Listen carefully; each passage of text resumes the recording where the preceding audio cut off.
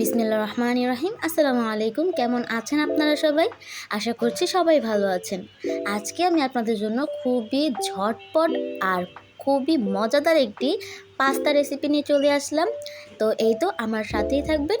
ভিডিওটি ভালো লাগলে লাইক, কমেন্ট আর শেয়ার করতে একদম ভুলবেন না। তো চলুন শুরু করা যাক। এখানে আমি একটি হাঁড়ি বসিয়ে সেটাতে পরিমাণ মতো পানি, সামান্য পরিমাণ লবণ এবং সামান্য পরিমাণ তেল দিয়ে এটাকে ভালো করে গরম করে নিব। ভালো করে গরম হয়ে গেলে আমি এখানে 4 কাপের মতো পাস্তা দিয়ে নিয়েছি। এবার পাস্তাটাকে ভালো করে হালকা একটু সিদ্ধ করে নিব, বেশি সিদ্ধ করা যাবে না, তাহলে কিন্তু এটা ভর্তা ভর্তা হয়ে যেতে পারে। দেখুন আমি একটু হালকা সিদ্ধ হয়ে আসলেই আমি এটাকে নামিয়ে নিচ্ছি। আর এটা কিন্তু তেল দেওয়ার কারণে পাস্তাটা একদম ঝরঝরা থাকবে। এরপর আমি একটি প্যান বসিয়ে নিলাম। এবার এখানে আমি পরিমাণ মতো তেল দিয়ে নিব এবং তেলটাকে ভালো করে গরম করে নিব। এরপর তেলটা গরম হয়ে আসলে আমি এখানে 2টা পেঁয়াজ এবং একটা মরিচ দিয়ে নিচ্ছি। মরিচ কিন্তু আপনাদের ঝাল মতো করে আপনারা দিয়ে নেবেন। এরপর আমি 1 পিস মুরগির মাংস ছোটো ছোটো করে কেটে নিচ্ছি। আপনারা কিন্তু এখানে মুরগির মাংসের বদলে চিংড়ি মাছও ব্যবহার করতে পারেন।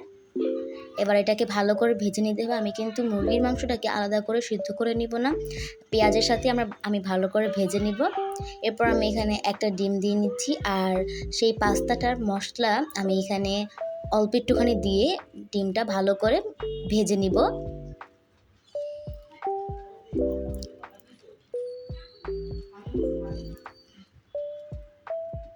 দেখুন আমি কিন্তু ডিম, গোস্ত আর পেঁয়াজ মরিচটাকে ভালো করে ভেজে নিয়েছি এবং এভাবে সুন্দর করে ঝরঝরা করে নিয়েছি।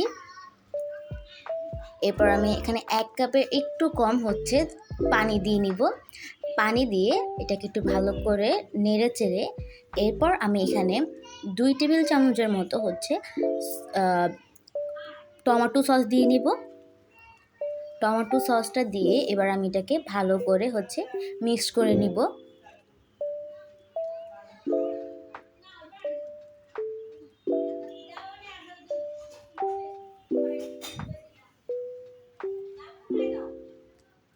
দেখুন আমি কিন্তু টমেটো সসের সাথে এটাকে ভালো করে মিক্স করে নিয়েছি, আপনারা দেখতে পাচ্ছেন।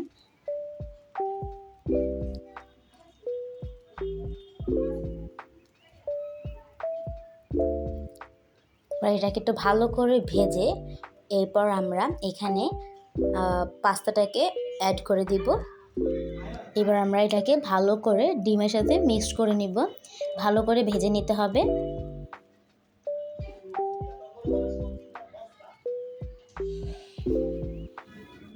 এরপর আমি এখানে 1 চা চামচের মতো লবণ দিয়ে নেব। লবণটা কিন্তু আপনাদের স্বাদ মতো করে দিয়ে নেবেন। এবার আমরা আবার এটাকে ভালো করে ভেজে নিব। এরপর ভালো করে ভাজা হয়ে গেলে আমি এখানে সেই বাকি মশলাগুলো পুরোটা দিয়ে নিব।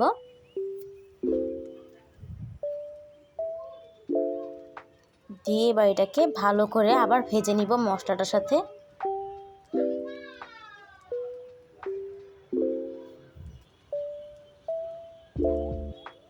এরপর আমি এখানে 1 টেবিল চামচের মতো মেয়োনিজ দিয়ে নিব। মেয়োনিজটা দিয়ে এবার আমি এটাকে ভালো করে মিক্স করে নিব। আপনারা কিন্তু চাইলে মেয়োনিজটা নাও দিতে পারেন। আপনারা কিন্তু চাইলে এখানে মেয়োনিজের বদলে বিভিন্ন ধরনের সবজি এখানে অ্যাড করতে পারেন। মেয়োনিজটা দেওয়ার কারণে কিন্তু পাস্তাটা একটু জুসি হবে আর অনেক মজা হবে। তা আমি এখানে মেয়োনিজটা অ্যাড করেছি। এবার এটাকে ভালো করে আমরা ভেজে নিব।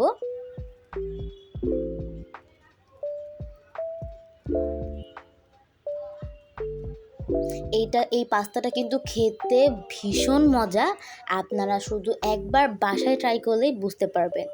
আমি এটাকে নামিয়ে পরিবেশন করব। দেখুন এটা কতটা সুন্দর হয়েছে, আর এটা দেখতে যেমন সুন্দর হয়েছে, খেতে কিন্তু মাশাআল্লাহ তার থেকেও মজা হয়েছে। আপনাদের বাসায় বাচ্চারা বা বড়রা যাদেরকে আপনি এই পাস্তাটা খাওয়াবেন সেই কিন্তু আপনার পাগল হয়ে যাবে। তো এই তো আমার ভিডিওটি ভালো লাগলে লাইক, কমেন্ট আর শেয়ার করতে একদম ভুলবেন না। আমার চ্যানেলে নতুন হয়ে থাকলে চ্যানেলটি সাবস্ক্রাইব করে বেল আইকনটি অন করে রাখবেন। সবাই ভালো থাকবেন। খুদা হাফেজ।